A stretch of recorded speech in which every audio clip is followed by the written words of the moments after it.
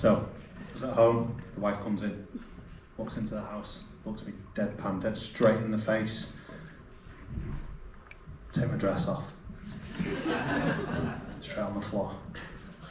Take my bra off. Took me a minute, but I got there eventually. On the floor. Take my panties off. Straight on the floor. And then she just glared at me with a look you can't imagine. It just went, "Don't ever wear my clothes again." I'll be honest, I didn't really get why she was so upset. I really didn't. It's not like I'd worn them in public or anything.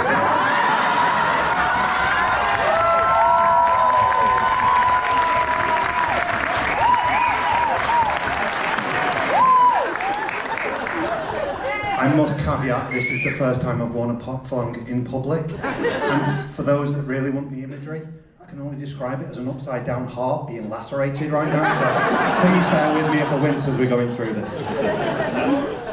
But yeah, so my wife, she's lovely, she's really, really good. She's Polish, she's really, really good.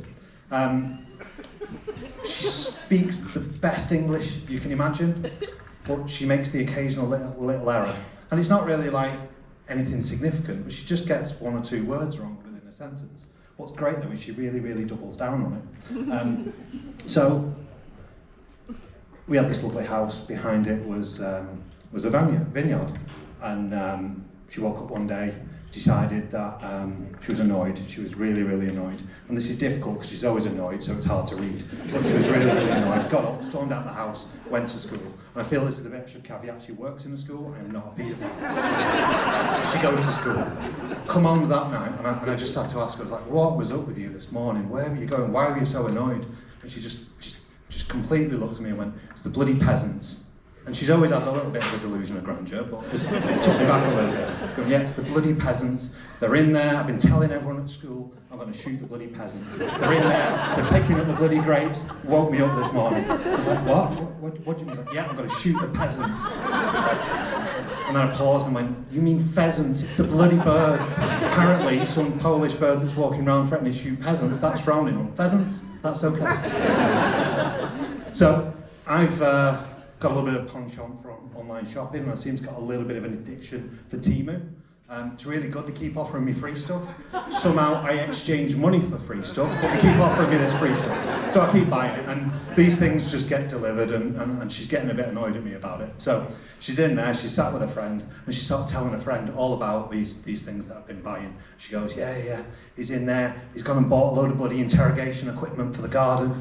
Shit, it's not interrogation equipment. She's telling people that bloody Guantanamo Bay set up in the garden shed. He was waterboarding of the plants, nothing more. It was irrigation equipment that was coming from.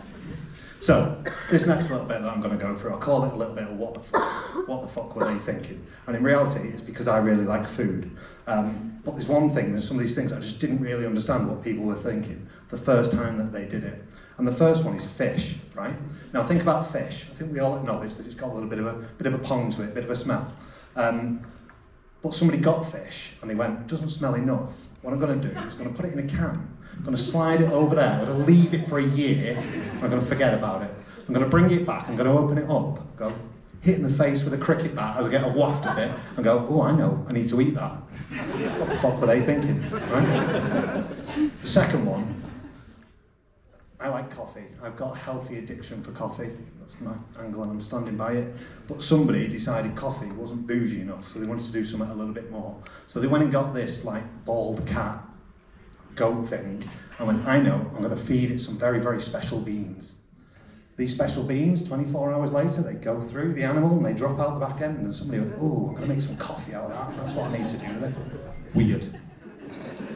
Now, the last one, you've really, really got to get into the mindset here. So, picture yourself, two farmers. Let's call them Bill and Ted, right? Bill and Ted, two farmers, right? These are the most inbred and dodgy farmers you've ever seen. They've got an uncle, mum, and an auntie, dad. You know, they're really, really dodgy and questionable, right? But there's these two farmers, right? And they stood there and they're egging each other on. They're going, "Let's go and milk that cow." Just looking at it, I'm going to milk that cow. I might get a bit of a prop on for this one, to be perfectly honest. But they're going to milk the cow, so Ted nudges Bill, and Bill comes over and has a look at the cow. He goes, Yeah, know what I'm doing here. Puts a bucket underneath. Apologies if anyone's getting a sorry. Puts a bucket underneath. A little bit of a tickle on the end, because apparently you need to do that first. And then really starts milking at the cow and getting it out. Fires the milk into the bucket and stands it up, goes back to Ted. Here we go.